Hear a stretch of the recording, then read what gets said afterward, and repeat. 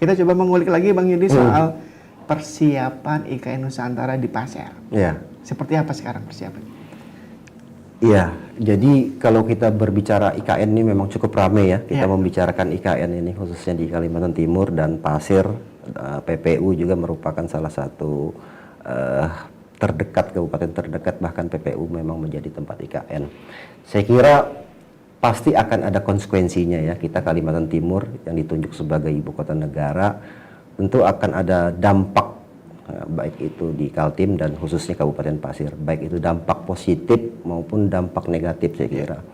Ya, kalau kita lihat secara umum, kalau kita dampak positifnya tentu saja ini terhadap pertumbuhan ekonomi ya di berbagai sektor pembangunan, ini pasti akan sangat banyak sekali peluang yang ada di sana nantinya. Nah, hanya saja bagaimana caranya untuk menangkap peluang itu. Nah, ini memang nanti akan pastinya lebih detail seperti apa menangkap peluang-peluang yang ada di sana. Kemudian dampak negatifnya saya kira juga pasti akan ada dampak negatifnya.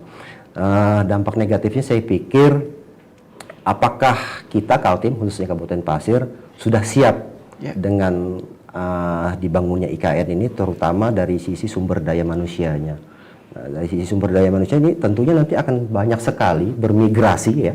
SDM yang berkualitas, yang potensial dari pusat sana datang. Nah, ini persiapan kita seperti apa di Kabupaten Pasir khususnya. Nah, ini makanya tentunya perlunya peningkatan sumber daya manusia yang berkualitas, bagaimana pemerintah daerah khusus provinsi maupun pusat bisa mendorong sumber daya manusia yang ada di Kabupaten Pasir ini khususnya ini bisa ditingkatkan sehingga bisa ikut, tadi saya bilang juga berkompetisi di dalam pembangunan IKN itu tentunya. Nah, ini sebenarnya yang kita lihat dulu secara umum dampak positif dan negatif. Dan bagaimana Kabupaten Pasir ke depan, tentunya tadi kita juga perlu berbenah persiapan-persiapan seperti apa, khususnya misalnya di bidang pertanian. Nah, memang salah satu tadi program prioritas juga tadi disampaikan di program pertanian ini nanti merupakan program yang menjadi sektor andalan untuk Kabupaten Pasir.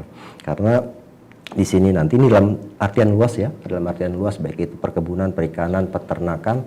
Nah, ini memang nanti bagaimana caranya untuk bisa mengakomodir ya imigrasi tadi saya lihat yang saya katakan tadi ke Kaltim. Nah, ini untuk dalam rangka pemenuhan pangan tentunya. Ya. Untuk yang bermigrasi tadi dalam jumlah besar ya, Pak Yudi. Saya ada 3 poin berarti. Yang pertama adalah peluang, peluang ekonomi, kedua kemudian persiapan SDM, dan ketiga adalah pangan. Saya mau tanya yang pertama dulu nih, peluangnya gimana sebenarnya buat Pasir ini?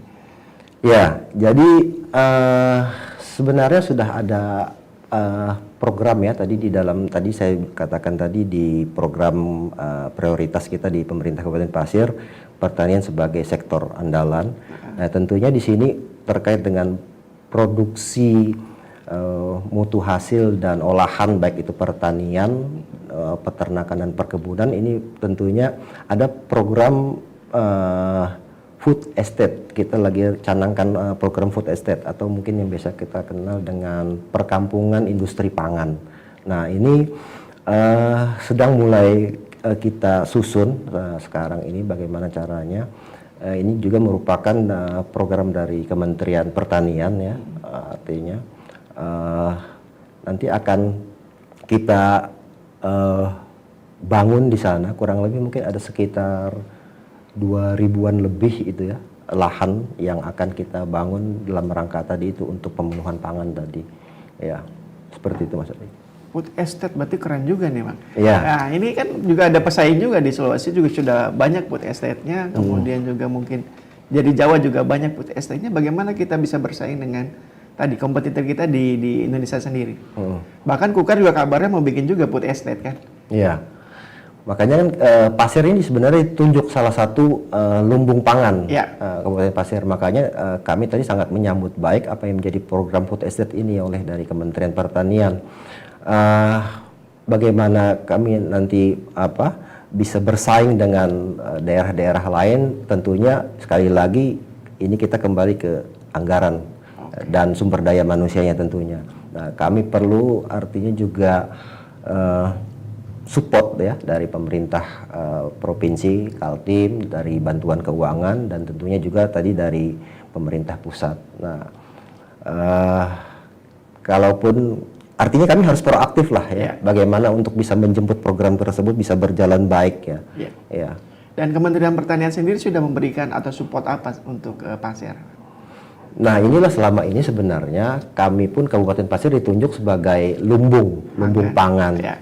Tapi kami melihat dari program yang ada baik di provinsi khususnya ini belum maksimal ya. Ini kata-katanya nih, apa nih belum maksimal? Terkait dengan pertanian ya, belum maksimal. Tapi tentunya dengan adanya program ini kami berharap, karena kami ditunjuk sebagai lumbung pangan ya, khususnya Kabupaten Pasir, tentunya ada kontribusi lebih lah ya. Betul. Dibandingkan daerah lain, karena kami ditunjuk sebagai lumbung pangan. Nah, artinya bagaimana sikap pemerintah provinsi maupun pusat ya, di sini kita ditunjuk, tentunya harus ada support untuk kita, untuk itu tadi dalam hal kita produksi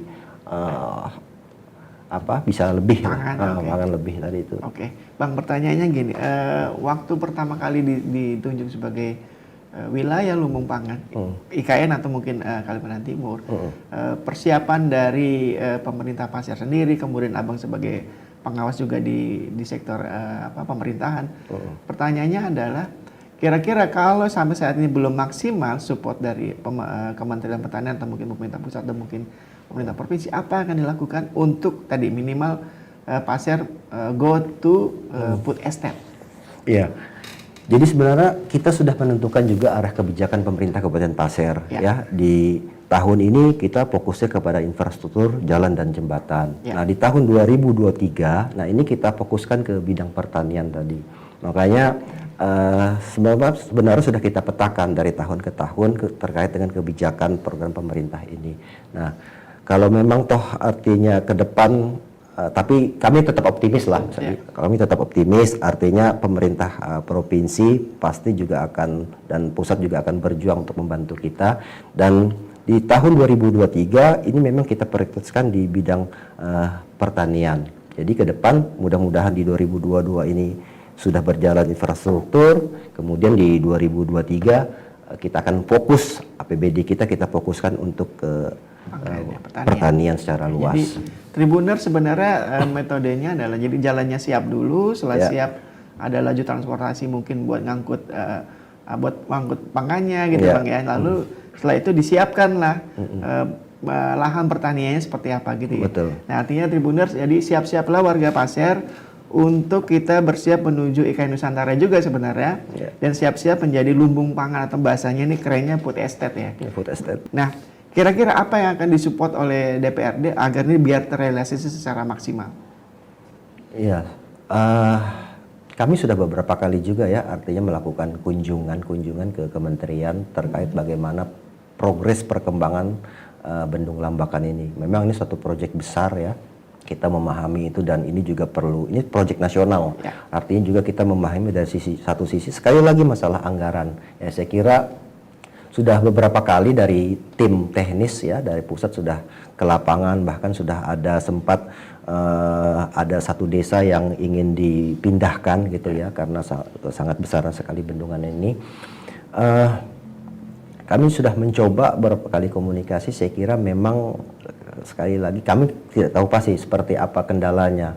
Yang pasti kami DPRD selalu proaktif mempertanyakan progres perkembangan tersebut sampai di mana sudah. Saya kira ini memang sekali lagi kendalanya terkait dengan anggaran. Anggaran ya, sekali lagi soal anggaran ya. Karena alasannya ada COVID nih. COVID, apalagi IKN. COVID selama beberapa tahun ini ya sangat mempengaruhi sekali ya perekonomian kita. Terima kasih sudah nonton. Jangan lupa like, subscribe, dan share ya.